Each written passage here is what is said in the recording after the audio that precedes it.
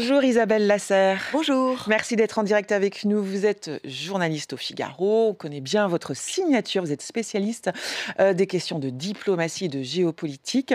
Vous venez nous voir aujourd'hui puisque vous venez de signer ce livre, cet essai, Les fantômes de Munich, l'Europe face aux défis du monde contemporain. Le titre de votre livre fait référence évidemment à la conférence de Munich en 1938. La conférence de Munich, c'est la référence obligée pour parler de lâcheté, c'est ça? Pour parler d'aveuglement lors des grandes crises internationales? Oui, ou pour parler de la politique d'apaisement, qui est la politique qu'on a proposée Oui. à l'époque à Hitler, Mmh. notamment la France et Et le l'Angleterre. Royaume-Uni et l'Angleterre, pensant que si on laissait Hitler s'emparer d'un bout de la Tchécoslovaquie, les Sudètes, son appétit se tarirait et que la paix serait maintenue. Donc l'histoire a montré que C'était pas du tout été le c'est cas. pas comme ça que ça marchait.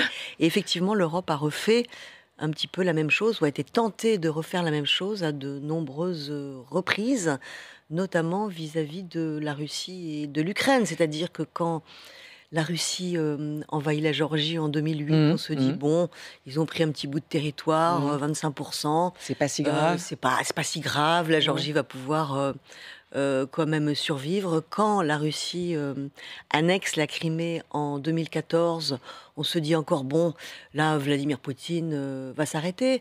Et puis, depuis 2022, c'est vrai que l'Europe s'est réveillée, mais il y a une tentation dans D'expansion. certaines capitales européennes Oui. de reproduire, Mmh. pour mettre fin absolument à la guerre, de reproduire ce modèle qui est de se dire, bon, est-ce que finalement l'Ukraine ne pourra pas se débarrasser pourra pas renoncer Ouais. à une partie de son territoire en échange d'un arrêt de Vladimir Poutine. Si l'histoire se termine comme ça, on verra que ce sera une nouvelle erreur et que Vladimir Poutine ira beaucoup plus loin. Mais Munich, c'est aussi une référence à la conférence de Munich en... Parce qu'il n'y a pas qu'un seul Munich, il n'y a pas que y a- Munich 1938, il y a deux autres Munich. Il y a le Munich de 2007, là c'est Vladimir Poutine qui fait un discours, vous allez me dire, mais sur lequel peut-être on n'a pas bien compris ou on n'a pas été assez attentif. Il avait parlé de guerre froide qui a laissé des obus non explosés. Et puis il y a l'autre Munich, c'est celui de 2005, c'est J.D. Vance, le vice-président américain. 2025. 25, pardon. Ouais. Oui, alors en 2007, c'était très important. En fait, les Occidentaux ont été extrêmement choqués de la virulence du discours de Vladimir Poutine, qui Oui. jusque-là avait plutôt manifesté un désir, une volonté de se rapprocher de l'Europe, Oui. et qui, en 2007, brusquement... Enfin, il y avait en fait eu un dérapage avant, mais la plupart des dirigeants européens de l'Ouest européen s'en aperçoivent là, un discours extrêmement violent contre l'Occident, contre les États-Unis, contre l'OTAN. En fait, les Occidentaux, les Européens de l'Ouest ont commis deux erreurs. Oui. La première, c'est d'avoir cru que la chute du mur Oui. était, Berlin correspondait à la fin à la fin de l'histoire. Mm. Et c'était pas du tout la fin de l'histoire. Ça a mené du côté européen à des erreurs tragiques qu'on paye aujourd'hui, qu'à mon avis on va payer pendant longtemps, c'est-à-dire un désarmement massif sur tout le continent européen. C'est ça la principale erreur de stratégie, c'est ça, entre les Occidentaux et les Russes? Oh, il y a beaucoup d'erreurs avec les Russes, mais l'autre erreur est de considérer qu'il était acquis pour tout le monde que la guerre froide avait été gagnée par les États-Unis et par les Occidentaux, ce qui dans les faits était réel, Oui. c'est-à-dire que le modèle capitaliste et libéral et le modèle des démocraties ont gagné, le communisme s'est effondré, Oui. l'URSS a été démantelé, Oui. et ce modèle a prouvé son inaptitude à la fois économique et politique à servir en fait ses ambitions. C'est pas du tout comme ça qu'on le considérait en Russie, c'est pas du tout comme ça que l'a considéré Vladimir Poutine. Il avait assisté à l'effondrement de l'Union soviétique en Allemagne de l'Est, parce qu'il était à ce moment-là KGB de agent du Dresde, KGB à c'est ça Dresde, et il avait dit cette phrase importante à l'époque, qui était l'effondrement de l'Union soviétique est la plus grande catastrophe géopolitique du XXe siècle. Et il n'a eu de cesse depuis que d'essayer de reconstituer cette Union soviétique ou parfois de temps en temps de reconstituer l'empire tsariste, parce que ça se mélange un petit peu dans les objectifs de Vladimir Poutine, mais finalement à la fin, peu importe le terme qu'on choisit d'employer, parce que ça revient à peu près à la même chose au niveau géographique. Et donc depuis, il a voulu prendre sa revanche et prouver que les Occidentaux n'avaient pas forcément gagné la guerre, ils avaient gagné une bataille, et lui compte bien gagner la deuxième, et donc il poursuit cette guerre de l'époque de la guerre froide. Vous évoquiez en 2025 ce Munich avec J.D. Vance.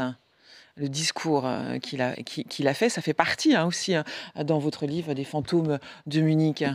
Oui, alors là c'est dans un autre genre, puisque la menace ne vient plus de l'Est, mais elle vient de l'Ouest, c'est-à-dire de notre principal allié qui est l'allié américain, qui annonce aux Européens, en fait, en février 2025, qu'ils ne sont plus les alliés traditionnels des États-Unis, au sens où ils avaient pu l'être depuis la fin de la Seconde Guerre mondiale. Il leur annonce qu'ils considèrent que la manière dont ils mènent leur démocratie ne convient pas au pouvoir américain aujourd'hui, à la Maison-Blanche aujourd'hui.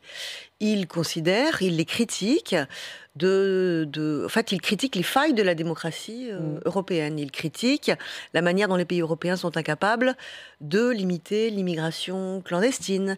Ils critiquent la manière dont les pays européens vont, selon lui, beaucoup trop loin dans les ouvertures et la place qu'ils laissent aux minorités raciales et sexuelles. Et aussi, il leur refait ce reproche qui est fait aux Européens depuis l'époque de Barack Obama, donc là il n'est pas le seul, qui est de dire, en fait, vous vivez sur la bête. Ce qu'on appelait les free riders, c'est-à-dire que l'Europe profite de la protection du parapluie militaire et de sécurité américain et ne contribue pas assez financièrement et militairement. C'est-à-dire, en gros, ne pousse pas ses budgets de la défense suffisamment forts. Ce qui est une réalité, ce qui est vrai. Faux, hein. Non, c'est tout à fait vrai. Ils ont raison, d'ailleurs, les Américains, de le rappeler à l'Europe. D'où cette vision que vous appelez bisounours des Européens, d'avoir été sous ce parapluie américain, c'est ça? Mais c'est pas tellement le fait d'avoir été sous le parapluie américain, c'est le fait d'avoir cru que la guerre, désormais, avait été éradiquée du sol européen et que les conflits entre les pays ne se régleraient désormais que par la négociation et la diplomatie. C'est d'avoir été aveugle à ce qu'il se passait ailleurs. C'est-à-dire que même même au début des années 90, les pays qui considèrent aujourd'hui qu'on est soit leur adversaire, comme la Chine par exemple, soit leur ennemi, comme la Russie, ça fait très très longtemps qu'ils réarment. Ça fait très longtemps qu'ils consacrent de l'argent à leurs armées, à leur budget de la défense, qu'ils modernisent leur doctrine nucléaire, etc. Donc nous, on pense... Il n'y avait que l'Europe qui pensait que la guerre était une espèce en voie de disparition.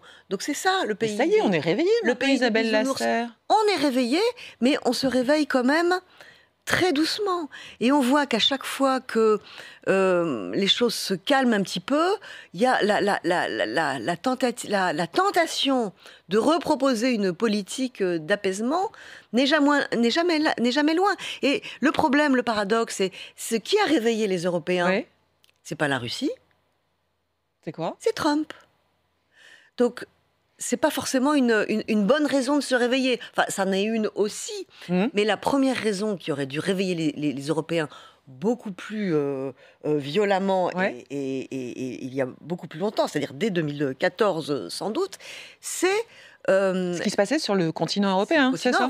C'est-à-dire la latitude agressive de la Russie vis-à-vis de ses voisins et vis-à-vis aussi des pays d'Europe occidentale qui sont les premières victimes de la cyberguerre et de la guerre hybride de la Russie. C'est pas le fait d'avoir un président comme Trump à la Maison-Blanche. Alors, effectivement, il est très problématique, mais on a attendu l'arrivée de Trump pour se réveiller. Qu'est-ce qui se passe si dans 3 ans Trump n'est plus là ? Est-ce qu'on va se rendormir vis-à-vis de Vladimir Poutine qui, lui, non seulement va pas arrêter la guerre, mais en plus va demeurer au pouvoir, sans doute, après Trump, sauf s'il lui arrive... Oui, parce qu'il est dans un temps beaucoup plus long, Vladimir Poutine. Justement, l'Europe de la défense, on en est où aujourd'hui? Les ministres de la défense de l'OTAN sont aujourd'hui à Bruxelles pour discuter des moyens de renforcer leur soutien avec la nouvelle ministre des Armées, Catherine Vautrin. Mais elle progresse. Enfin, c'est pas forcément l'Europe de la défense qui progresse, mais la défense de l'Europe. Et c'est vrai qu'il y a une prise de conscience. Mais C'est c'est vrai long, que on a les pays l'impression que... européens, oui, c'est la machine européenne, et pas seulement. Je vais vous expliquer pourquoi. C'est vrai que les budgets augmentent Oui. et que la prise de conscience augmente. Il y a toujours des blocages. Alors, d'abord, la machine européenne est assez lente à se mettre en place. Ensuite, les pays européens n'ont pas forcément la même perception de leurs intérêts. C'est-à-dire que pour la Pologne, l'ennemi numéro un, c'est le principal danger, la principale menace, c'est la Russie. Hmm. Pour des pays comme l'Italie, c'est pas la Russie, c'est la menace qui vient du Sud, c'est-à-dire soit l'immigration de masse clandestine, soit le djihadisme et la menace terroriste. Donc il est c'est pas, on lutte pas de la même manière contre les deux menaces. Il y a assez peu de pays aujourd'hui en Europe qui ont une vision suffisamment globale des choses pour embrasser en même temps et à la fois ces deux menaces. C'est la même chose dans les partis politiques français, par exemple. Certains se polarisent sur la menace djihadistes ou même de l'immigration massive, et certains se polarisent sur la menace russe. Mais il faut affronter les deux en même temps. Les deux sont des dangers et des menaces pour nos démocraties européennes. Et l'autre question, c'est que pour augmenter les budgets de la défense, vous savez, on se désarme très très rapidement. D'ailleurs, on l'a fait à toute vitesse au début des années 90. Certains pays se sont même quasiment débarrassés de leurs armées. On se réarme, on se désarme très très rapidement. C'est facile de se désarmer, mais c'est très compliqué de se réarmer. Solide, il faut 30 ans, il faut 40 ans. Ce sont des programmes qui roulent sur plusieurs décennies. Et ça coûte très cher. Et il ne vous aura pas échappé qu'aujourd'hui, certains pays, et notamment la France, sont dans une crise économique sans précédent. Et donc, l'argent ne suit pas. Les promesses ne sont pas suivies des faits parce que simplement, on n'a pas d'argent. Et pour trouver cet argent, et là, je sors de la France, que c'est pas que la France, mais la France en est sans doute un symbole extrême de ce problème, c'est que on a remplacé en fait l'argent qu'on donnait à la défense, on l'a donné aux prestations sociales, au bien-être des populations, à la sécurité sociale, au temps libre, etc. Ce qui est très bien, à l'amélioration de la vie quotidienne, la qualité de vie, des populations européennes, notamment en France, que ça a été poussé à l'extrême. Alors c'est très bien, mais le problème c'est que quand on n'a pas assez d'argent et qu'il faut réaugmenter le budget de la défense, c'est pas compatible. Donc, pour pouvoir... Ça devient un sacrifice, c'est ça? Et est-ce que l'opinion publique, elle est prête à sacrifier l'opinion publique, un confort? Elle préférera toujours avoir... On le voit en ce moment avec la réforme des retraites. On le voit avec la proposition de supprimer quand même 2 jours de congé. Enfin, 2 jours de congé, on est le pays qui a le plus de jours de congé au monde. Et ben même ça passe pas. Donc, les Français préfèrent garder 2 jours de congé ou travailler 2 ans de moins plutôt que de défendre la liberté et la démocratie en aidant l'Ukraine. Je caricature un petit peu quand je dis ça, mais le fait est qu'à chaque fois qu'on essaye de rationaliser et de réformer ce pays pour diminuer un petit peu le déficit budgétaire, ça ne passe pas dans la rue. Alors c'est très compliqué d'augmenter le budget de la défense dans ces cas-là. Ça veut dire que pour vous, les Français n'ont pas pris la mesure du... Ils l'ont pris, la mesure, verbalement, mais il ne faut pas que ça empêche, ça les atteigne dans leur vie quotidienne. On va y arriver, mais ça prendra du temps. Et puis après, il y a des moyens de contourner ça, de plus en plus, qui sont des moyens européens. Donc on va finir par y arriver. La question, c'est est-ce qu'il sera trop tard pour l'Ukraine ? C'est-à-dire qu'est-ce que le réveil, comme il est trop lent... Est-ce que l'Ukraine pourra tenir ? Est-ce que l'Ukraine pourra tenir aussi longtemps ? En même temps, l'Ukraine en a tiré les conséquences. Et comme l'aide européenne n'est pas au rendez-vous, elle n'est pas suffisante, et aujourd'hui, leur industrie militaire et de défense est en train progressivement de prendre le relais de l'aide militaire américaine et européenne. Ce sont eux, par exemple, ils fabriquent des missiles à longue portée, etc. Et de plus en plus, ce dont ils auront besoin ce sera d'argent pour financer leur programme militaire et de moins en moins d'armes, sans doute.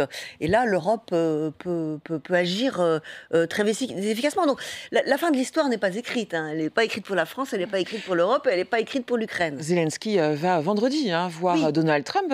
Depuis déjà quelques temps, les relations entre les deux hommes, parce qu'on se souvient de ces images du 28 février 2025 de Zelensky dans le bureau de Trump, ça s'est clairement réchauffé. Trump, on se souvient aussi du sommet de l'Alaska.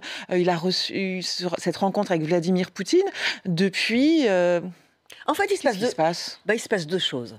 La première, elle tient à la personnalité de Zelensky, qui est, moi je le connais assez bien, et c'est un dirigeant absolument extraordinaire et très très fin, et qui a une perception humaine des choses. Dans sa psychologie aussi des dirigeants. C'est d'ailleurs un des plus qu'il a de son métier d'avant, qui était acteur et humoriste.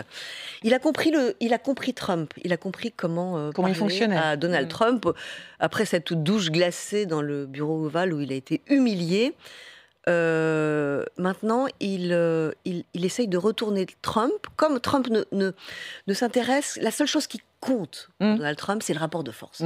C'est celui qui a le plus de force, qui tape le plus fort sur la table. Eh bien, Volodymyr Zelensky, depuis plusieurs mois, essaye de montrer à Trump que l'Ukraine n'est pas faible, que lui est un président fort, que l'Ukraine est forte et qu'elle peut tout à fait récupérer ça, qu'il manque juste 2-3 armes concrètement, mais et que la Russie est beaucoup plus faible qu'il ne le pensait. Ça commence à marcher. Oui, parce qu'il y a déjà eu des mots, des termes de Trump à propos de la Russie, jusqu'à dire que c'est un tigre de papier. Oui, que la Russie est un tigre de papier et que l'Ukraine pourrait récupérer ses territoires. La deuxième raison, c'est que Donald Trump n'a rien eu en retour de Vladimir Poutine. C'est-à-dire que visiblement, Vladimir Poutine a pris Trump pour un charlot. Il s'est dit, je vais complètement le manipuler. Donc il a fait semblant de dire oui à tout. Et derrière, il y avait le mur rouge du Kremlin, comme d'habitude. Et donc ça n'a pas délivré, comme on dit en anglais. C'est-à-dire qu'il y a eu 0 résultat. Et Trump, ça l'énerve.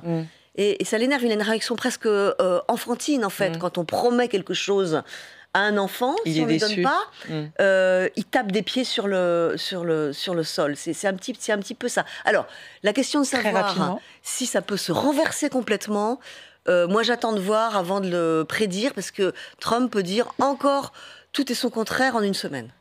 Merci Isabelle Lasserre d'avoir été en direct avec nous. On vous lit dans les pages du Figaro, on vous lit également dans ce livre, cet essai, Les fantômes du Munich. On retrouve les bonnes pages dans le Figaro aujourd'hui, dans le Figaro papier et sur le site. Merci d'avoir été avec nous. Point de vue, c'est déjà fini. Merci de votre fidélité. On se retrouve demain. Vous avez rendez-vous avec Timothée Delem en direct à midi. Soyez au rendez-vous.